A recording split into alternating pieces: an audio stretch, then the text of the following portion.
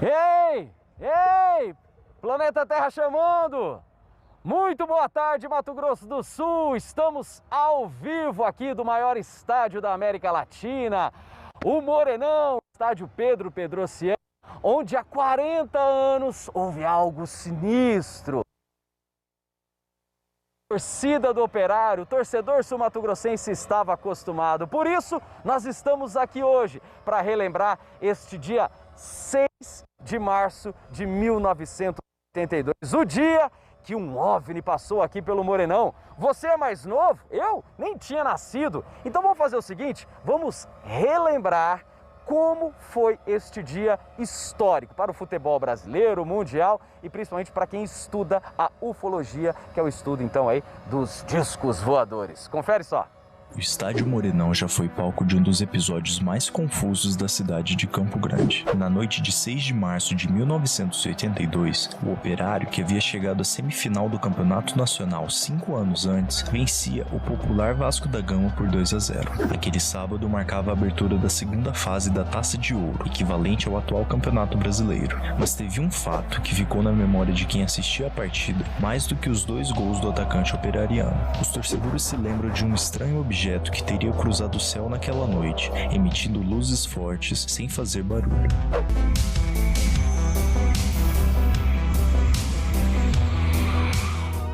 Um suposto disco voador teria passado por cerca de 5 segundos sobre o gramado. Não foram feitos quaisquer registros fotográficos ou filmagens. Ao avistarem o objeto, os torcedores ficaram assustados, mas não fugiram. Talvez não tivesse dado tempo de gerar um tumulto maior, já que após alguns instantes, o OVNI reapareceu em cima das arquibancadas e foi embora num piscar de olhos. Foram registradas quase 25 mil pessoas nas arquibancadas naquela noite. Além disso, outras testemunhas afirmaram ter avistado o objeto de suas casas ou das ruas. De acordo com os relatos, o OVNI era em formato de disco e quem estava no lado de fora do estádio ouvia um zumbido acompanhado de um clarão. Esse caso ganhou bastante repercussão na mídia da época, quando ufólogos investigaram o incidente e concluíram que uma nave realmente teria sobrevoado o campo.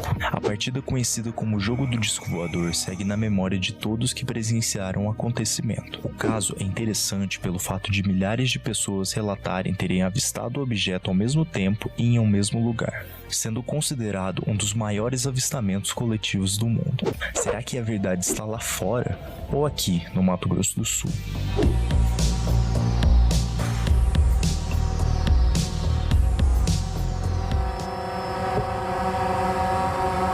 Pode falar. Vamos saber a verdade com quem estava neste dia aqui no Morenão. Estou falando com Amarildo Carvalho, que na época era zagueiro do Operário. Tudo bom, Amarildo? Tudo bom, Átila? Tranquilo. Rapaz, naquele dia, coincidentemente, você não jogou, estava lesionado, né? Sim, estava lesionado. Foi um jogo contra o Vasco, né, aqui no Morenão.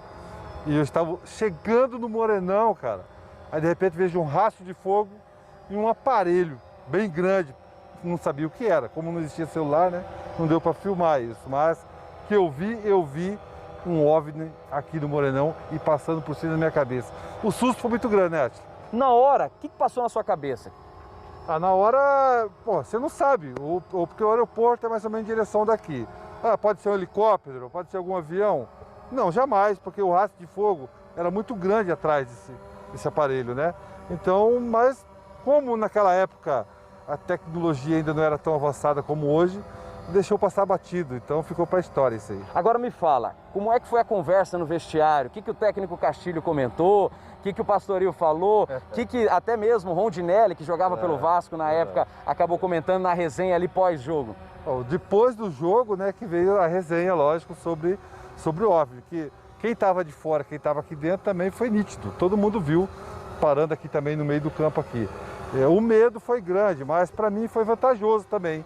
Né? Por quê? Porque depois desse fato aí, eu, Cocada, Lima, eu fui para o Palmeiras, vendi o Palmeiras. Temos imagens, por sinal. Justamente. Cocada foi para, se não me engano, Flamengo, né?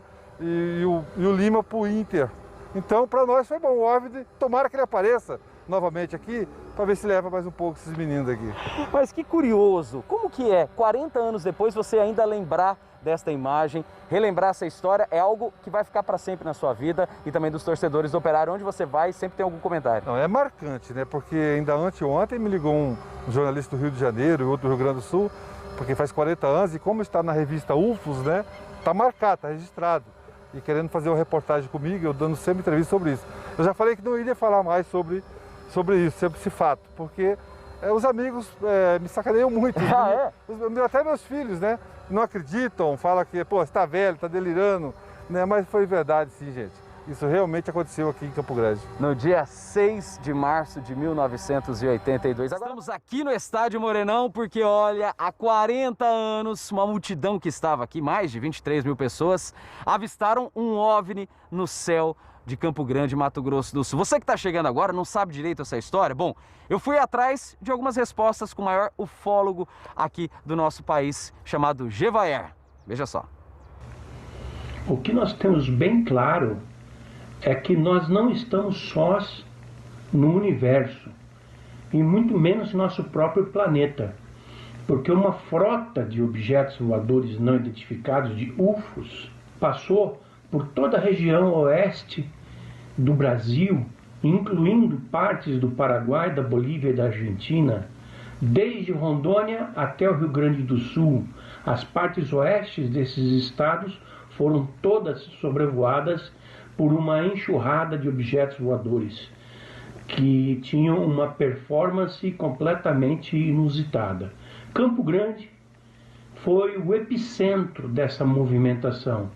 Foi onde uma dessas naves, a maior delas, se deteve por mais tempo, fazendo um trajeto norte-sul da cidade, praticamente cortando a cidade de norte a sul e sendo vista por milhares de pessoas naquela ocasião. Só dentro do Estádio Morenão haviam 23.500 pessoas pagantes que viram o objeto voador praticamente sobre suas cabeças. O jogo foi interrompido e tomado depois que o objeto se afastou.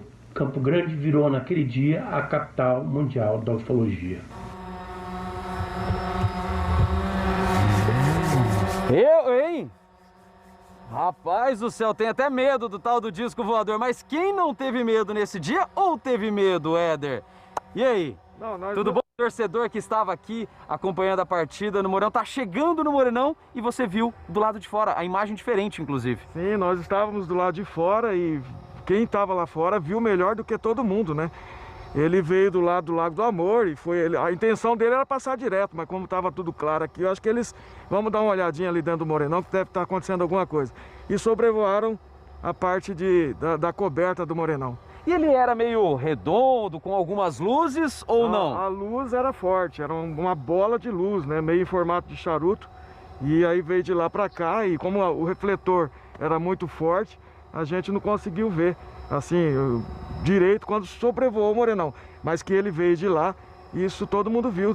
Todo mundo achou que era um avião querendo soltar paraquedas, mas a gente não conseguiu entender o que era naquele momento. Mas aí me fala, o Amarildo falou da resenha aqui pós-jogo. Eu queria saber como foi na cidade Morena, há 40 anos, o comentário, a conversa na rua. Foi a página principal do jornal no outro dia, né? Que informou que os OVNIs sobrevoaram o Morenão no maior avistamento coletivo do mundo, né? Mais de 23 mil pessoas viram o Morenão, viram o disco voador no Morenão. E a repercussão foi muito grande, era o que se falava no outro dia, né? Agora, Éder, você acredita em extraterrestre? Você acredita em disco voador? Você acha que é verdade, que não é? Qual é o seu raciocínio final sobre isso? Eu tenho total convicção de que eles estão aí, estão nos observando em outra dimensão e às vezes vem nessa quando a gente consegue ver. Eu já vi 3 vezes, depois eu te conto as histórias. Mas que bom. Éder Cristaldo então estava torcendo neste dia marcante, 6 de março de 1982.